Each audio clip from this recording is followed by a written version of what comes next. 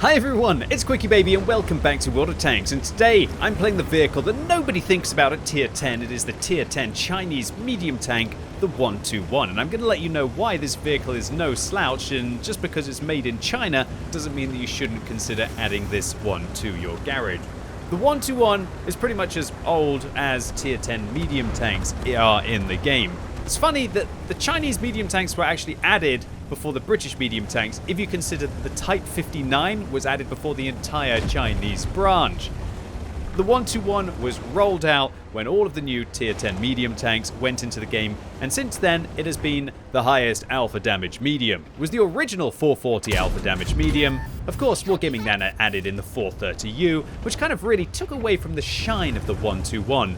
The 430U was a 121 with less firepower, but in a much sleeker and better armoured frame, and so the 430U was just, it kind of deemed the 121 irrelevant. Sure, the 121 kind of had the firepower advantage, but I would be more than willing to sacrifice that to be able to get that god tier 430U armour.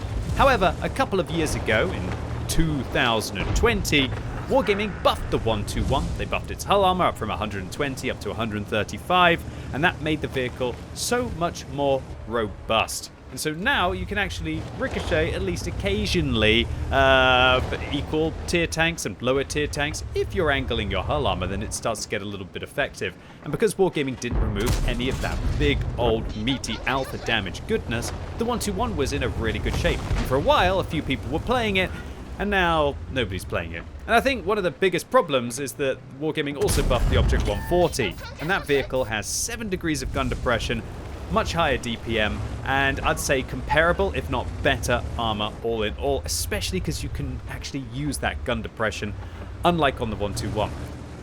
One of the big problems with a vehicle like this, with its 5 degrees of gun depression, is that you can only depress the guns so far, but that is not just as in makes you flexible on a ridgeline.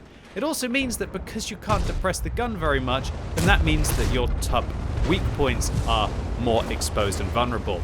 And the top of the turret as well is less angled because you're using less of your gun depression, which just makes it less effective. And so the 121 can end up really struggling with high explosive anti-tank rounds that are thrown in at it. But oh, I'm just enjoying this alpha damage right now. Putting in big rounds into an EBR, well, yeah, big rounds right up until I show some poor marksmanship there with a very delayed shot into the turret of the EBR. But maybe he's going to give us an extra one. Come on, Mr. EBR, come on. You know, you only got hit for 396. It's not really a big deal. I'm sure you can take a little bit more, buddy. But of course, Captain Object 780 there is going to throw his tracks in the way, stopping me from being able to get the EBR. But momentarily, as we do 425. Wow, that is 4 low rolls in a row. Now, most medium tanks at tier 10 wouldn't be complaining about rolling for 439, 396, 427, and 425, but the fact of the matter is that this thing, with its big 122mm and 440 alpha, could roll up for 550.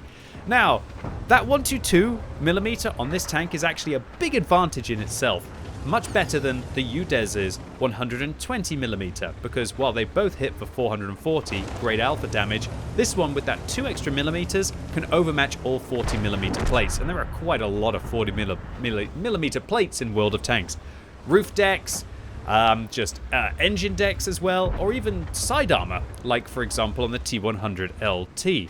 If you can manage to hit that, it's only 40mm thick, and so 122 is always going to overmatch. And if you hit the tracks as well, that's a bonus. You can lock it in place and damage it at the same time.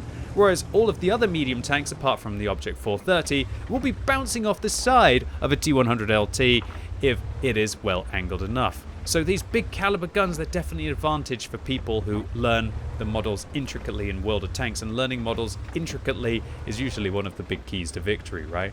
Okay, so we're playing on the Mannerheim line map here in a very nice matchup. That bat chat, good example there, right through the side and also penetrating the hull as well as removing the track.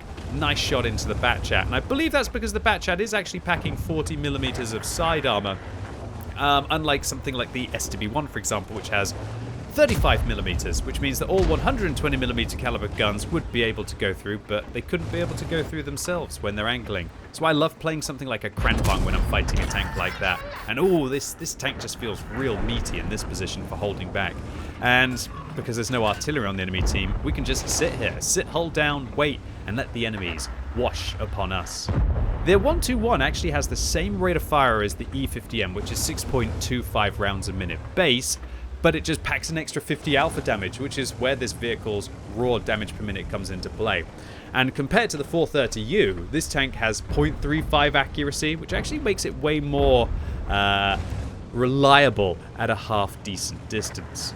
Okay, so we're playing Mannerheim Line, which used to be called Arctic Region, or maybe the names have been used interchangeably over the years. But the 780 on my team isn't seeming like they want to hang around right now as they go after the Progetto, and I was expecting the Progetto to come up after the 780, so I was getting in a position to be able to fire back. I think about going for the E50, but I don't quite manage to catch them. I guess if I reloaded a heat round, I could probably go into the E50's turret there. Instead, I really want to just stop this Progetto from... I want to get them out of the game as quick as possible, because every time you leave an autoloader in, even if they're a one-shot, if I fire at the E50, then they could come up and put 2 or 3 shells into me before I actually manage to reload. While that 780's really going for it right now, misses the shell on the Progetto, loses 1 shot, manages to get tracked there, and luckily the Progetto doesn't find them, and I'm going to come forwards and help out my friend. No opportunity to roll that low, as this vehicle does have 330 minimum, unlike something with the 293, I think, minimum you'd have on a pattern, which does make it oh so much more consistent for that amount of hit points. Alright, the 780 seems to just want to pile round the corner and... oh. Wow, I know it's November and all, but I wasn't really expecting that. And I actually have some terrible tunnel vision here. Going after the 755, I did not expect that the E50 would be here. And so the VZ55 luckily bounces off me. We're not sure whether we hit them or not. I guess we'll find out later on. But now we're locked in combat with a full health E50. Luckily we managed to go through them and also take the tracks off as well. And now it's about giving them the good old side hug in this vehicle. But yeah, not the fastest of vehicles. It's definitely not the most nimble of tanks. Its power to weight ratio is just under 17, or should I say just over 16.5. And so you're not going to be pacing it around like you would in some of the other mediums. It's definitely one of the slower mediums that you're going to play. But its top speed is not bad at 56, and you can even pump that up a couple of kilometers an hour to 58 if you're willing to sacrifice some of the view range. Because the vehicle's got 400 meters view range, that's perfectly possible if you have a good crew, which most people will have, at least if you've got a Type 59, right? And with a premium consumable, yeah, you'll have enough view range with situational awareness and recon to make that view range sacrifice, even without using coated optics. One thing I would like to mention about this vehicle is even though the gun handling is better than it used to be, it still just doesn't feel absolutely wonderful, apart from when you're dumping in rounds at long range because of the fairly good accuracy for the Alpha. But with dispersion values like 0.14 when you're moving, and when you're turning the hull, and then 0.1 when you're turning the turret. Yeah, it's definitely one of the medium tanks that I would strongly consider using vertical stabilizers on, because it does have 2.5 seconds aim time. And that's definitely one of the downsides to this vehicle, is that, yeah, it kind of sacrifices an equipment slot that some other medium tanks could invest into a turbo, or could invest into a commander's vision system, for example.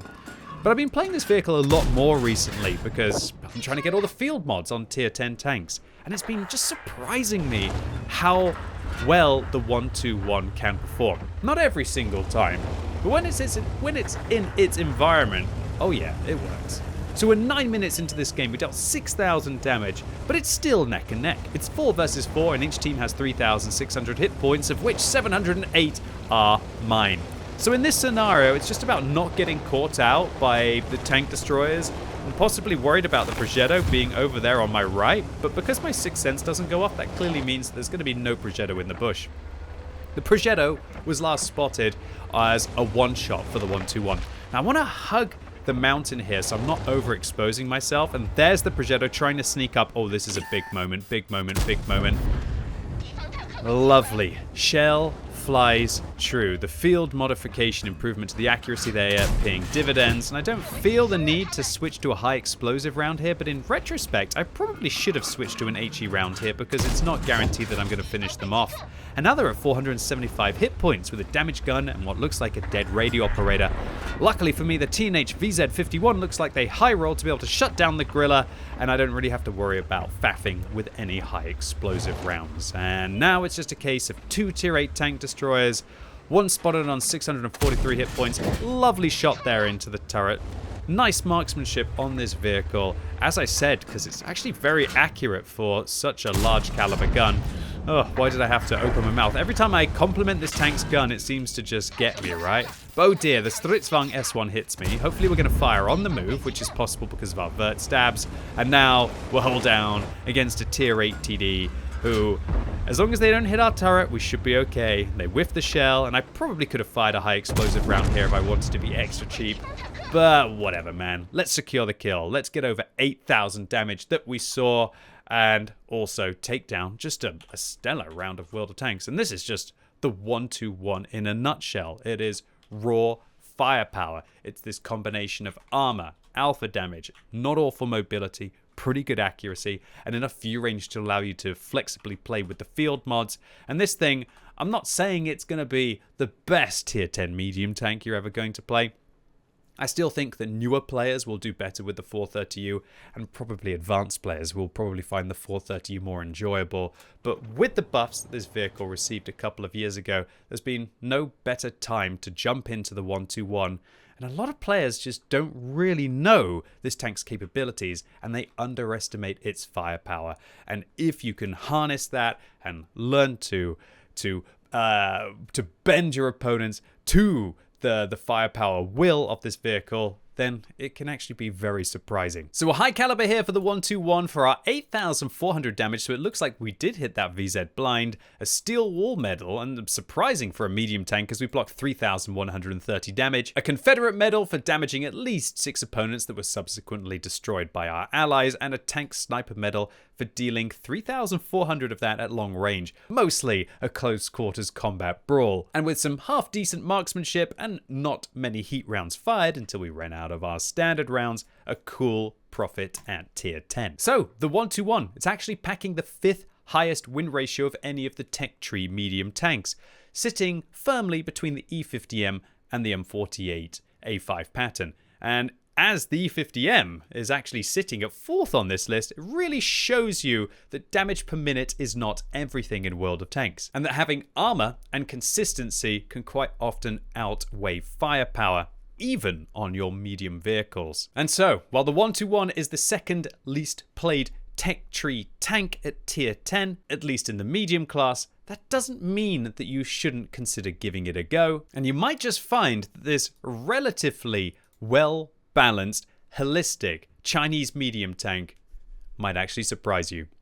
Anyway, ladies and gents, boys and girls, that was it for today. Hope you enjoyed this one. If you did, give it a thumbs up. If you hated it, give it a thumbs down. And let me know what you think about the 1-2-1 in the comments down below. Do you have one in your garage that's gathering dust? Or are you a regular enjoyer of the top tier Chinese medium tank? And as always, thank you so much for watching. You've been epic, and hopefully I'll see you soon.